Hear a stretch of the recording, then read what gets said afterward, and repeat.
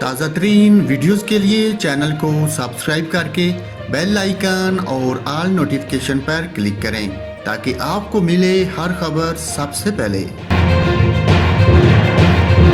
اور ناظرین، محکمہ تعلیم سندھ کے مطابق 12 سال سے کم عمر طلباء 50% حاضری کے ساتھ اسکول آئیں گے، جبکہ اس سے زائد عمر کے طلباء کی مکمل حاضری ہوگی۔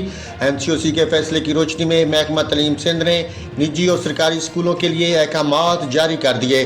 محکمہ تعلیم سندھ کے جاری کردہ نوٹیفکیشن کے مطابق 12 سال کی عمر کے طلباء کو ویکسینیشن لازمی لگوانی ہوگی اور ان کی تعلیمی اداروں میں مکمل حاضری ہوگی۔ اس کے علاوہ 12 سال سے کم عمر طلباء 50% حاضری کے ساتھ اسکول آئیں گے۔